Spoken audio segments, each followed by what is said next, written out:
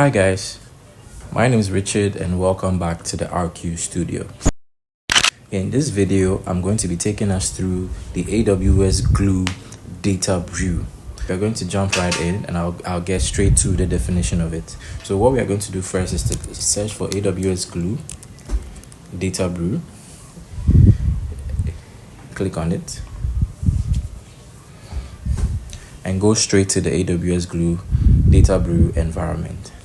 Now, AWS Glue DataBrew is an analytics service in AWS that is used largely for data preparation. Yes, it is used for cleaning data, transforming data, and even normalizing data. AWS Glue DataBrew is largely known as a visual data preparation tool. It allows you to prepare, clean, and transform data without the need to write any code. It helps you reduce the amount of time it takes to prepare new data for machine learning models, for reports, and even as part of the process of creating dashboards. So it's a very valuable skill to have, largely because it has the capability of process automation, which is a very valuable skill to have in this current day and age where data is constantly growing. We have large data sets and there is a need for efficiency and speed in getting things done. So as you can see from the AWS Glue DataBrew homepage, we have the definition for AWS Glue DataBrew. We have a video on the homepage that shows how it works. Let's talk about pricing. Now, AWS Glue DataBrew is not free. For every interactive session, for each session of 30 minutes, you would have to pay $1 for it. And if you are making use of the DataBrew jobs, you would have to pay 0.48 per node per hour. However, there is a caveat, which is for the first 40 interactive sessions that you make use of AWS Glue DataBrew, it's free. So for those of us that want to try DataBrew for the first time, for the first 40 interactive sessions, you would have access to it for free with no charge on using these services, right? So some of the benefits of AWS Glue DataBrew is it allows for over 250 transformations. It allows you to evaluate the data quality, the quality of the data that you have. It allows you to visually map your data lineage from source all the way to destination. It also helps you to automate and scale. DataBrew allows you to connect from several different sources. So let's take a look at the left hand side of the screen. You realize that there is a pane here that has a few icons. So I'm just going to click on dataset, and here in datasets you are allowed to connect to several different datasets, either offline or such as a local file that you may have uploaded, or even connect to some of the existing databases and storages in AWS, such as S3, such as Redshift, such as RDS, and the likes. Now, once we begin our transformations, what we will be doing will be creating a project, and so we'll be jumping right into, and all projects can be tracked and revisited and at this section. Now, recipes. What are recipes? I'm sure you may be wondering. Now, recipes are applied steps of transformation that is done in AWS DataBrew. So example, once we start to transform and clean our data, every step that we take, from changing data types to looking for outliers to removing duplicates, these are all steps that we have applied to our transformation process, and these steps are stored as recipes. So these recipes are stored here and they can actually be used on new data sets. Then we have DQ rules. These are data quality rules that can also be applied to data sets. And then we have jobs.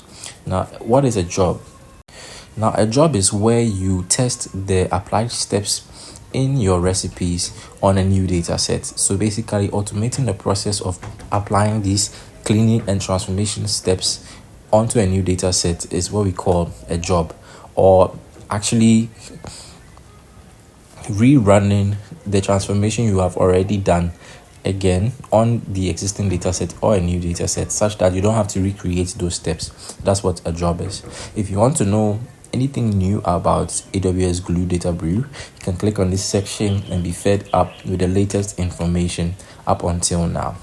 So great. So let's go straight into creating a project.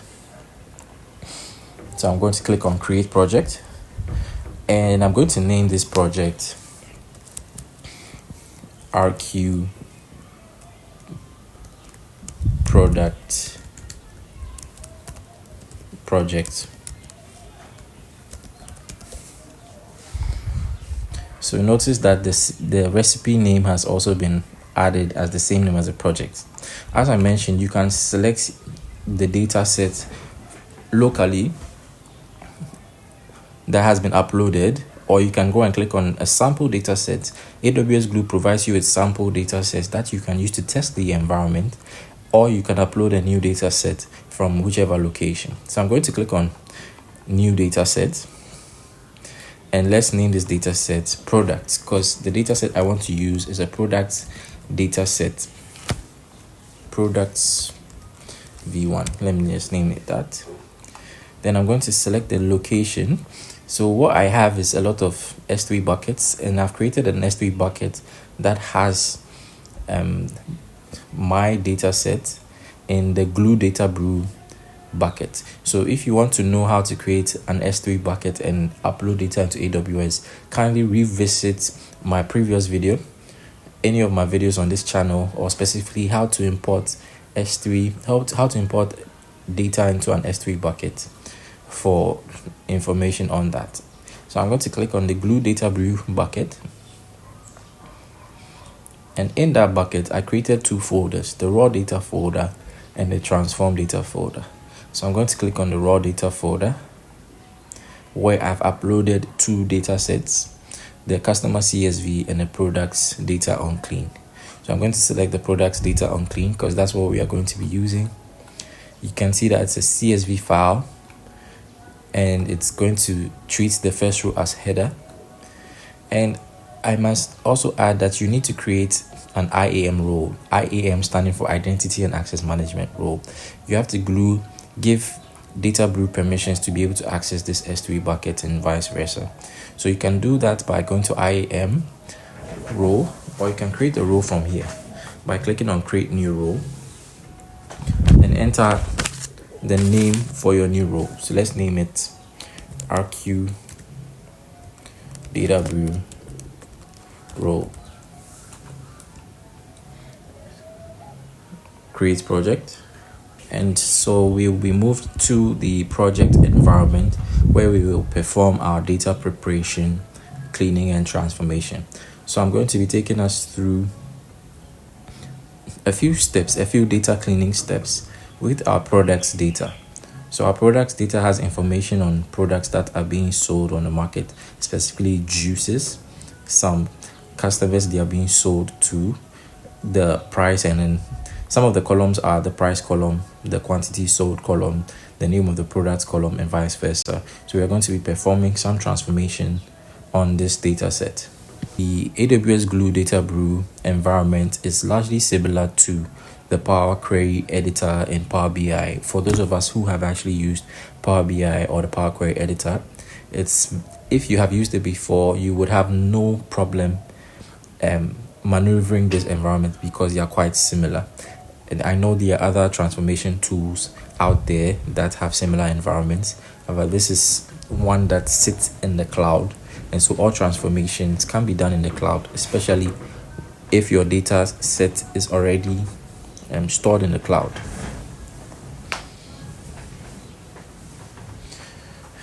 Great. So now we have a preview of our data. So notice that each column has been visualized at the top of the screen to show you the count and percentage of values that exist in each and every single column. So once I click on, let's say, the products column, on the right hand side you would see a summary in terms of visuals of the products column, seeing all the products in terms of distinct values, unique values, the total count in a bar graph and a horizontal bar graph. So at a glance you can actually analyze these columns, and it gives you a grasp of the data that is actually sitting in these columns. So when I click on category, you realize that the exact same thing appears, where we can see a summary or gain some insights of the data that sits in this column.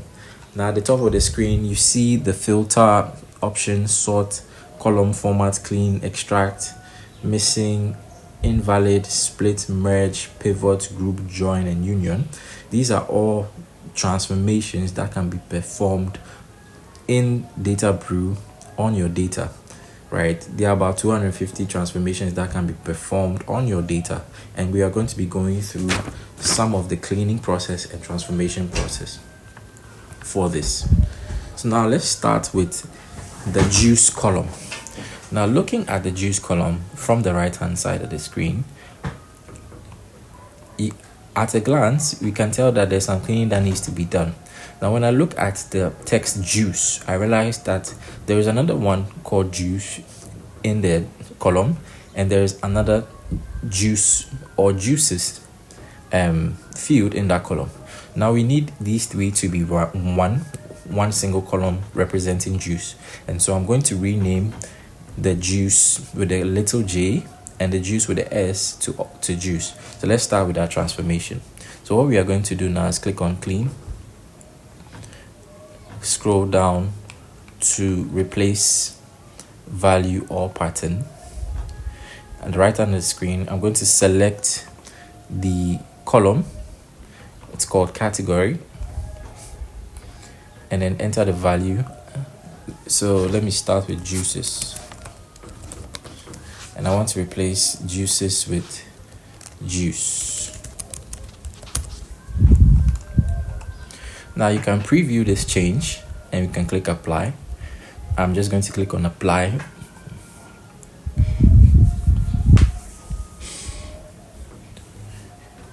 And the first step has been applied. So this is the first step in our recipe: replace text juices with juice. And each and every step of transformation is recorded at the right hand side of the screen. Great. So when I click on category again, you realize that juices no longer shows in the diagram that was presented. What still shows is juice, so we are going to replace that as well. So I'm just going to click on clean again, replace value or pattern,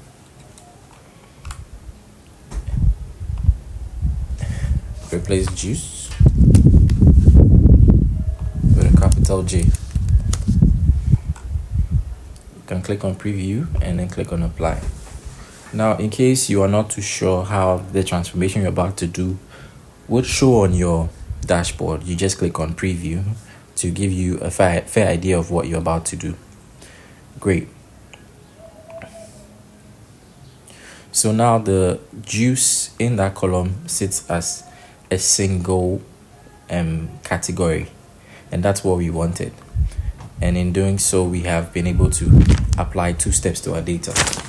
Now we are going to try some other transformations. What we are going to do now is we are going to remove duplicates.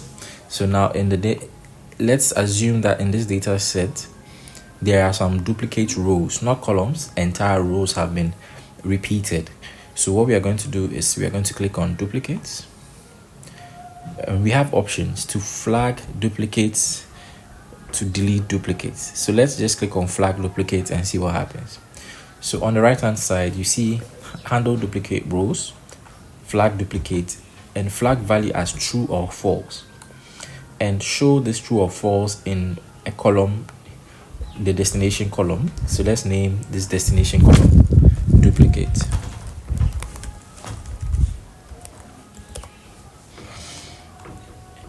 Click on apply.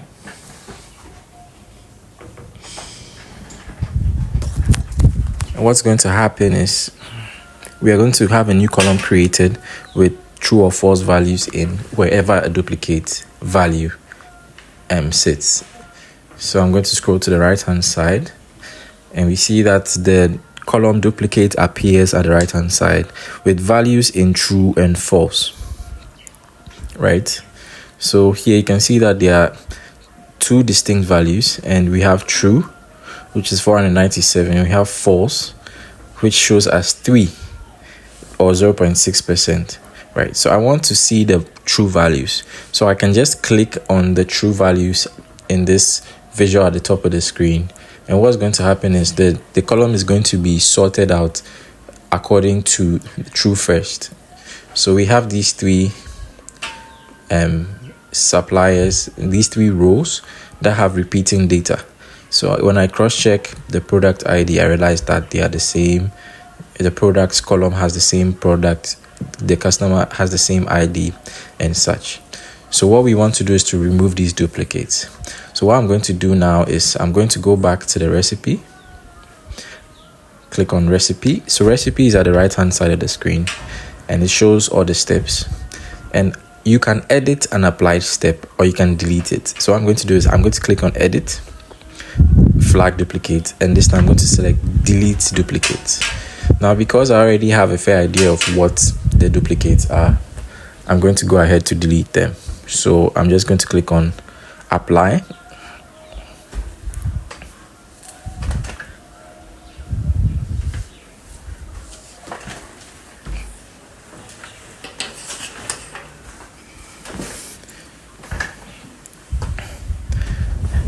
and the duplicates have been deleted. Great. So we are already performing some cleaning to our data set. The next thing we are going to do is we are just going to look for outliers. So you can choose to look for outliers in each and every single column to ensure that there is consistency. For the purpose of this video, I'm going to focus on the price column. So the price of these categories of drinks have a specific price range. So I'm just going to click on the price column, and at the top of the screen you see that there's outlier. Now note that for all these transformation processes at the top of the screen, you can have access to them when you click on the ellipsis at the right hand side of each column, and then you just select the transformation that you want from the list below. So I can click on handle outlier from this option as well. So I'm just going to click on flag outliers. So at the right hand side you see that it's asking for the column you want to deal with. It shows you the distribution of the column, and it tells you how it's going to flag out the outlier as true or false, just like it did with the duplicates. And you can change the name of the column, the destination column. I'm going to change the name to outliers. Click on apply.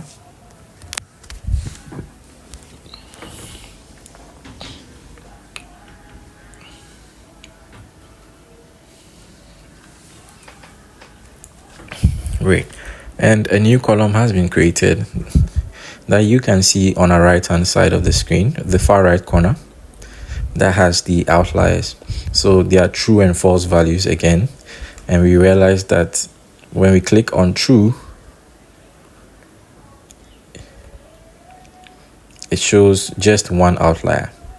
So in the price column, when we look at that outlier, we realize that there's a value of 4,200 and 200.5, and I suppose that this could have been a typing error for the prices that are 4.2.5 in that data set.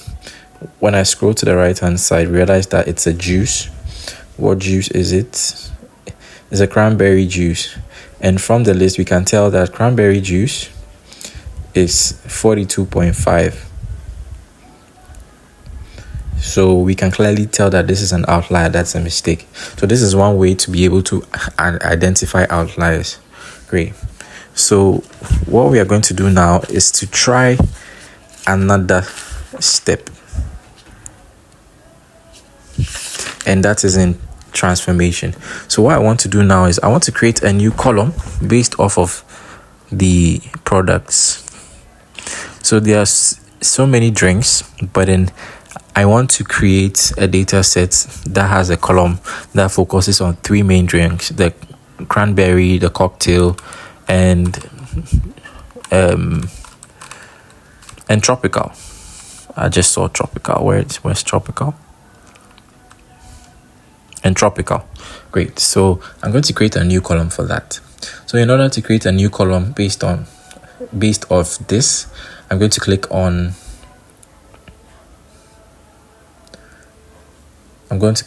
this column,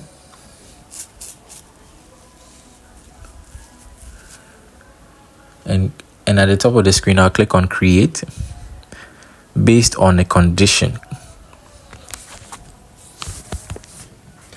So you note that at the right hand side an if condition pops up. Now if conditions can be used if you want to create a single condition, but then if you want to create multiple conditions, you're going to click the drop down and select case. Now the case function evaluates values in the first selected source column based on logical conditions, and it allows you to add multiple conditions.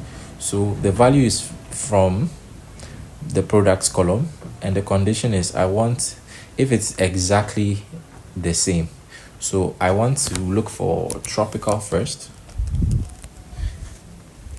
and if there's a value called tropical in products column, I want that same value to be represented in my new column. That's what I'm saying.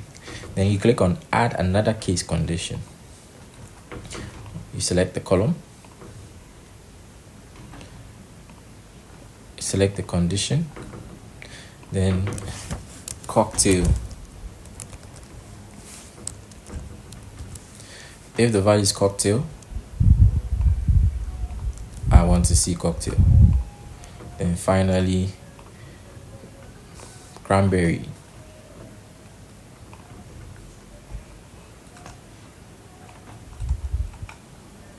If the value is cranberry,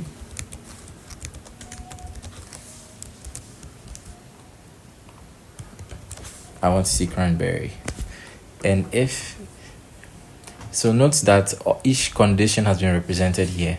Now I'm just going to add if the value is not cocktail, cranberry, or tropical, then I just want to see the text other. Right. So note that each and every step in my conditional create column statement has been represented here as a case, right? And I want to name this new column I'm creating new product.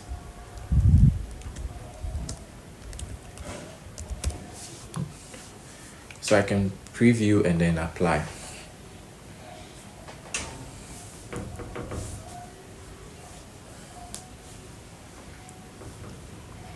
Okay, so in our recipe, we see that a new step has been added.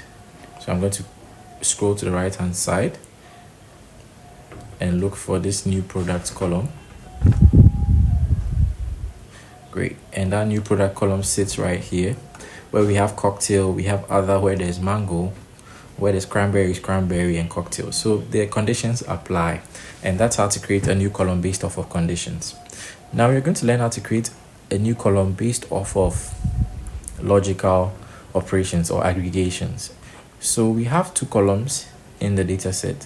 One is price and the other is quantity sold. And what I want to do is I want to multiply these two columns. So what I'm going to do is first I look at the data type of the columns, and I realize that the data type of each column is showed right beside the name of the column. So with price, you see a number format right there. With outliers, you see ABC that represent text. With ID, text. Quantity sold is also number. If you want to change the data type, you just have to click on that icon and select the data type from the list that shows. But it's in the right data type, so I'll leave it as is. Then I'm going to click on create based on function, and in the select a function list, I'm going to select multiply and choose source columns, and the columns I need are price and quantity sold. And I'm going to name this new column I'm creating total sale, because I mean price times quantity is equal to the sale of the product. I'm going to click on apply.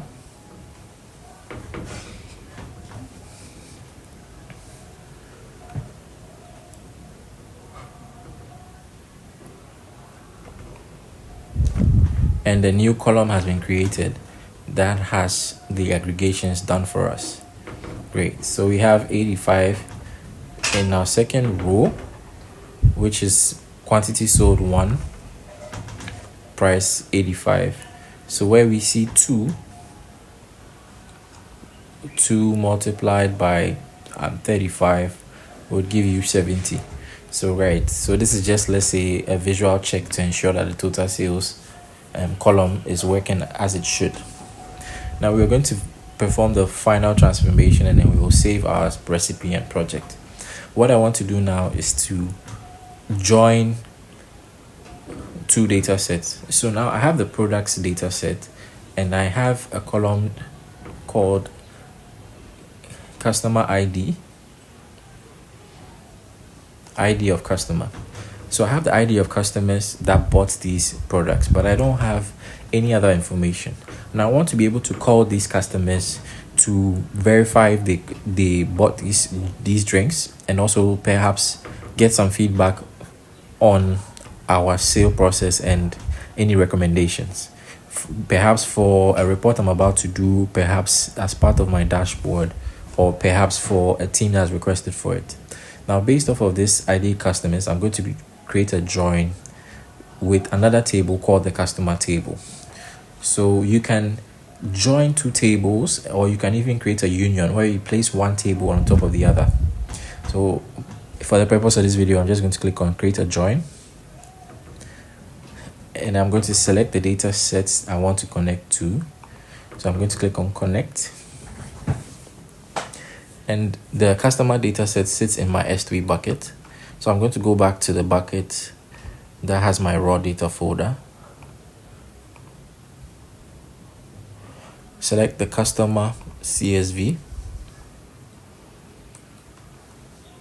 click on create data set,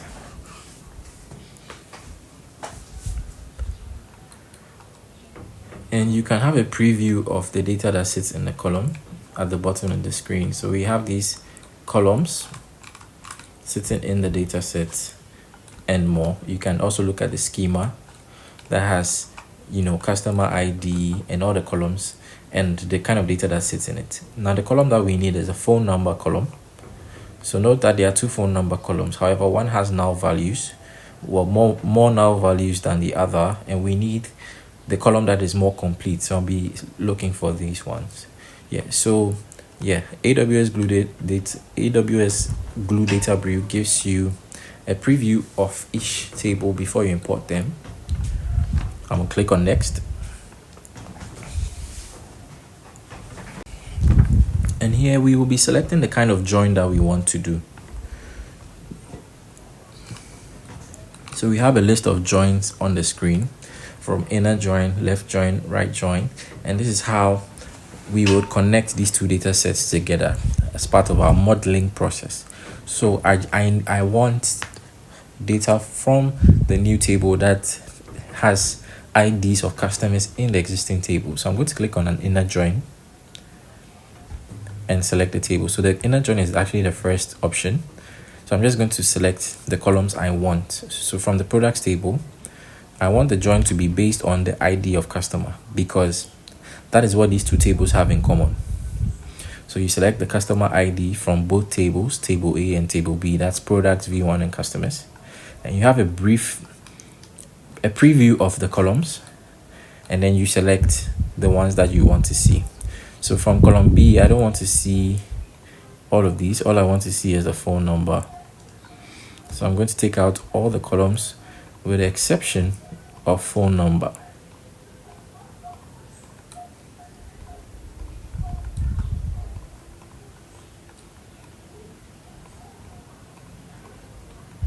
Great. And then I'm click on finish.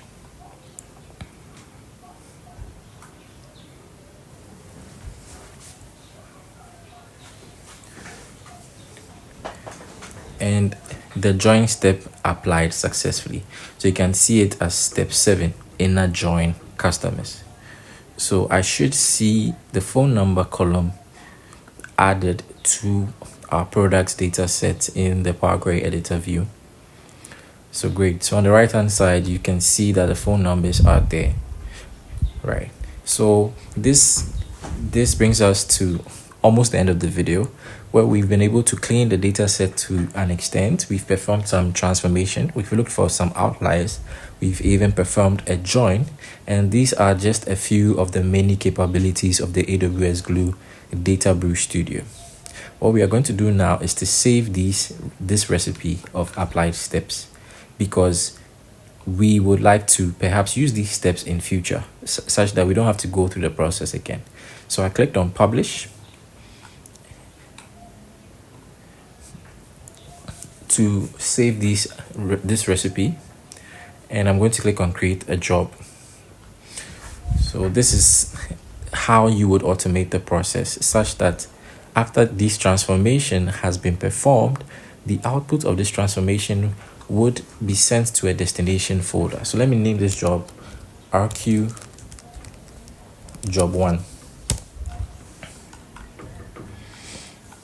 And then now you have to select a destination for this. So I'm going to click on browse my S3 buckets again.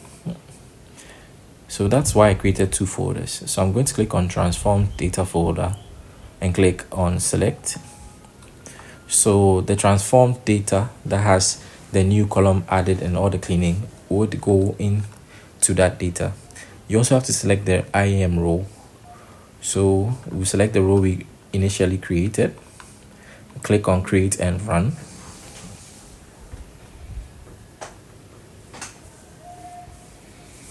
And the job is going to be created and run, and then the destination or the transformed data would sit in the transformed data folder.